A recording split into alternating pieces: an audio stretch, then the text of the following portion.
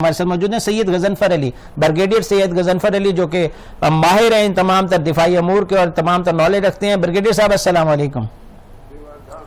Brigadier صاحب، ہمارا خطہ، میں بار بار یہ ورڈ کر رہا ہوں کہ ہمارا خطہ شدید جنگی صورتحال کی لپیٹ میں ہے، مشرق وسطیٰ کی صورتحال تشویشناک ہے، برادر ممالک کی سلامتی اور جو ہے وہ خطرے میں ڈال دی گئی ہے۔ اس تمام تر صورتحال کا ذمہ دار کون ہے، اور اس تمام تر صورتحال سے نمٹنے کے لیے آپ کیا وہ کرتے ہیں، سجیشن دیتے ہیں؟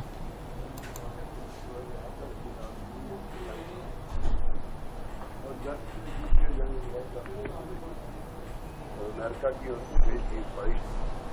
کہ کسی نہ کسی طریقے سے ایران کو جو ہے وہ سبجیوٹ کرے، ایران کی اوپر پریشر ڈالے، تو اسی کی وجہ سے جنگ شروع ہوئی ہے۔ اور اب وہ جنگ ہم یہ سمجھتے تھے کہ وہ جو کچھ کریں گے ایران کی بات مان لے گا اور ایران تو 2 دن میں ختم ہو جائے گا، ایران 2 دن میں ختم ہو جائے گا، لیکن ایسا ہو نہیں سکا۔ ایران نے کہا تھا کہ ہم رسپانس کریں گے اور پورا رسپانس کریں گے، اور آپ دیکھ رہے ہیں آج جنگ جہاں کھڑی ہے، تلویز کا جو حال ہے، ایران کے شہروں کا جو حال ہے سوال، اور کافی جو چیزیں ہو رہی ہیں اس میں ایران نے پوری قوت سے جواب دیا، اور اس نے کہا کہ ہم آئندہ بھی پوری قوت سے جواب دیں گے۔ اب جو اکنامک کاسٹ اس کی امریکہ کو آ رہی ہے، ظاہر ہے ایران کی بھی آ رہی ہے، کہ جو امریکہ کو آ رہی ہے، میں بھی کہتے کہ $8 بلین کا استعمال ہو گیا، $1.1 بلین سے لے کے $4 بلین کے لداخ دباؤ ابراہم لنکن کو پیچھے ہٹا دیا، سپلائی نہیں پہنچ رہی ہے۔ مشرق وسطیٰ کے اندر جو حال ہے وہ آپ کو پتہ ہے، مشرق وسطیٰ میں صرف ٹورزم یا تیل کی وجہ نہیں ہے، مشرق وسطیٰ کے اندر 2 چیزیں ہیں کھانے پینے کی، باقی جو ساری بات ہے اسٹیٹ آف ہارمز بند ہے۔ پوری دنیا اس وقت ایک مالی بحران کا شکار ہوئی، وہ ہو رہی ہے آہستہ آہستہ، اور یہ پروسیس شروع ہو گیا ہے۔ تو اس کے اوپر اب آنے والے دنوں میں اگر یہ چیزیں اسی طرح جاری رہیں تو صاف ظاہر ہے پھر مزید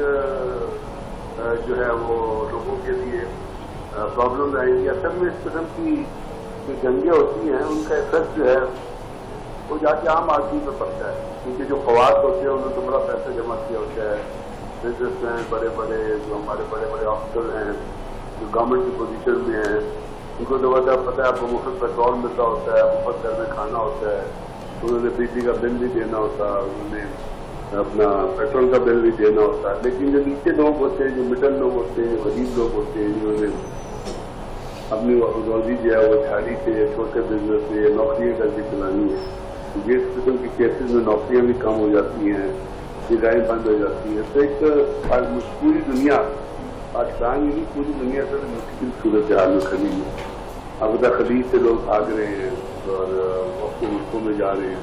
تو پھر جو آپ کو پیسہ پڑا ہوتا ہے بینکوں میں وہ بھی ایٹ رسک ہو جاتا ہے۔ اس لیے ایک ایسی سچویشن ہے جس میں ہمارا خطہ بھی متاثر ہے، ہمارا خطہ اس لیے زیادہ متاثر ہوگا کہ ہمارے پر پہلے بہت زیادہ معاشی دباؤ ہے، بہت لون ہے۔ ابھی دیکھیے نا،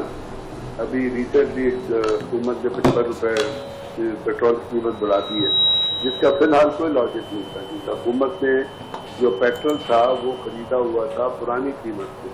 ابھی تو نئی قیمت پہ جو $80 $110 یا $190 $111 والا تو پیٹرول پاکستان میں آئی ہی نہیں ہے، یہ تو وہ ڈالر جو پرانے ذخیرے تھے۔